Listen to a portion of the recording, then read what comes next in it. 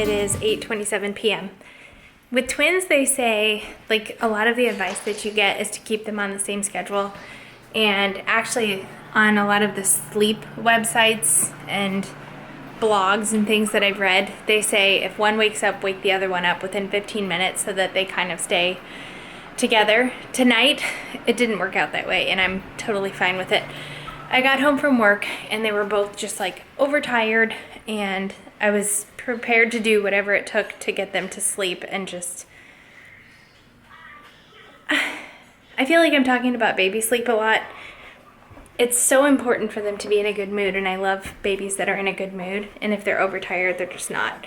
So anyway, Ada is down for the night. Alisu is... The good thing about this age is that their wake times are a maximum of 2 hours, so they're only about an hour apart.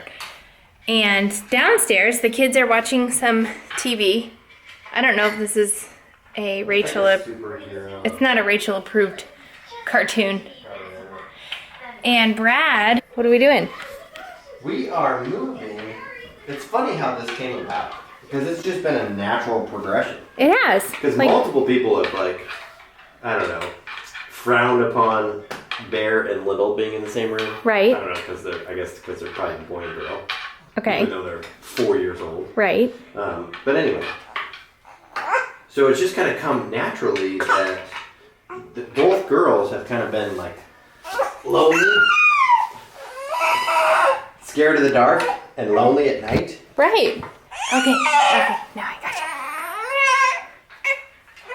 you. Yeah, it's funny because when we moved in here, I was pretty sure that Bear, like, of the two, I thought that Bear would be the one that was just more hesitant about being on his own, in his own bedroom. And now that we started separating them for naps because neither of them were napping, and it became clear that, like, they both still sometimes needed a nap, but if they were together, they wouldn't. So we started separating them for naps, and, you know, I feel like every step in parenting that we've made has been based on necessity or, like, what we feel is best for our personal situation. Like, same with the babies. I didn't separate them until they were 4 months old. Well, those babies. I didn't separate them until they were 4 months old.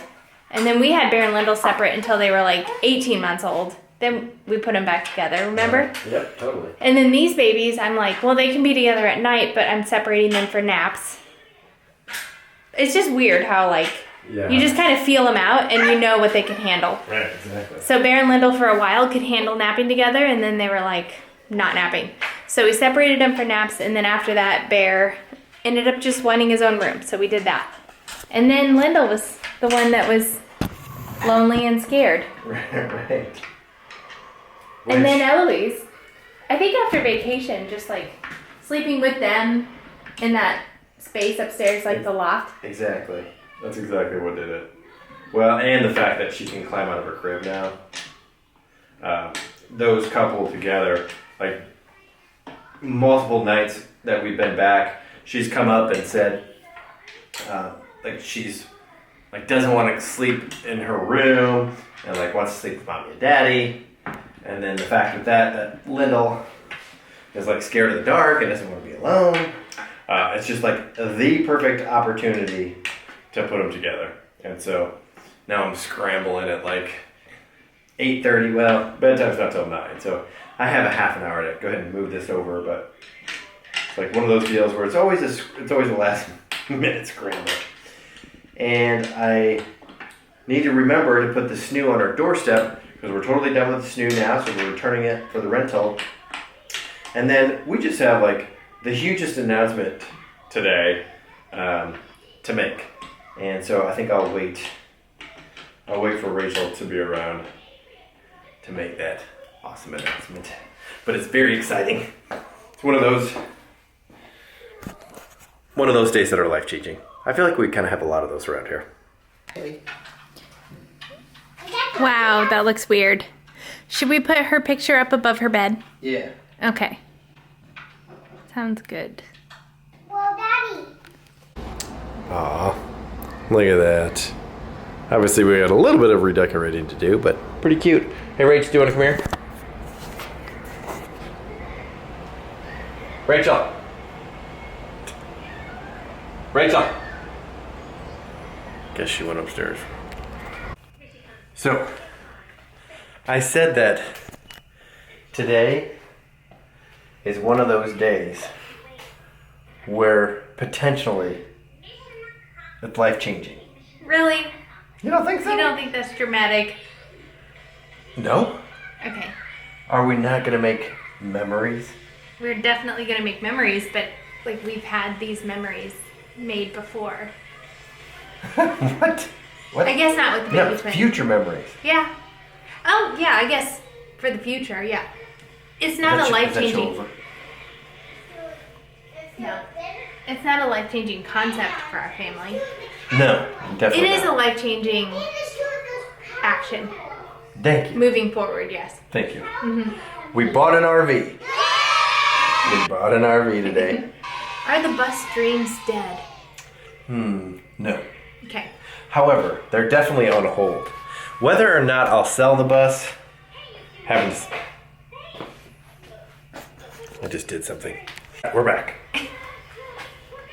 So we bought an RV, which the bus, I don't know. It was sitting at the shop for a while, and the owner told me, he's like, I had multiple people come in here asking if that bus was for sale. So I feel like we could unload it. Especially because I don't want to make a profit on it or anything. Right. Like, we could definitely just we could unload it. Yeah. Well, But it's like the perfect shell. I know. And I loved it for our project for you, for something to like do with your hands. Right. And also for the safety of it, because the school bus structure is like the safest vehicle on the road. And then also for just like how nice we could make the inside. We could make it as nice as we wanted to. Right. However, we don't have time. No. So we would be waiting a year or more for you to like finish it. Exactly. And we want to be camping now. Right. And then there was, it doesn't have slides. And I Right. feel like we would, Oh, it's going to be cramped. No we've doubt about only it. known slides. And so it would feel very cramped. Yeah, with it will. 7 people inside that school bus. For sure. I think for a family of 4, ideal scenario. For a family of 7, Pretty small. pretty tight. Yeah. So anyway, we purchased a 2017 Thor 4 Winds bunkhouse edition. So it's like the perfect floor plan for our family because there's literally 6 different separate spaces for sleeping. So for all 5 kids, they can all have their own bed, and then Rachel and I can share a bed. It's crazy. And we've grown as a couple, or I've grown as an individual, that like separate sleeping spaces mean just a separate bed, not a separate room. Right. And so it's going to be, I don't know.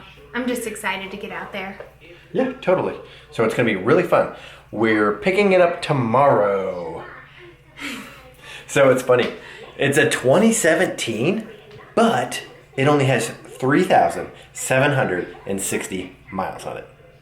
That's crazy. That's amazing that you know exactly to the mile. Well, it's going to be on the title for one thing. So the finance, not only did the sales guy tell me about it, but also the finance lady told me about it because that's like what's going on the title. And granted, he's a sales guy, but he sent a video, like a video walkthrough, and he's like, it's like you can still smell the leather, like it's like so gently used that it still smells like new. So yeah, I'm really glad that the RV prices are coming back down and we can get into one without spending a fortune, especially because it's 5 years old. So that's good. What? All right, you guys need to get to bed. It's bedtime because tomorrow we're waking up and going to pick up our new RV. Far and wide. Then 5 fine snowmen side by side. Ho ho! I know. How many snowmen? 5. How many? Let's count.